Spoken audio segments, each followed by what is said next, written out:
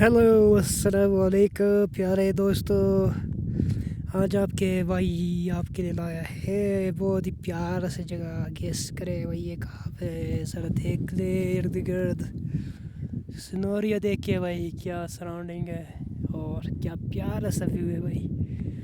तो आपको ज़्यादा हम सनसनी खेज में नहीं रखे, ये है शिवशाल के एक प्यारा सा चरागाह जिसका नाम है लupghar।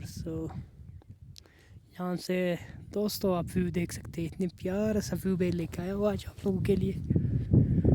लupghar का ये लupghar सर माउंटेन है, फुल कवर्ड विद स्नो है भाई। और ये है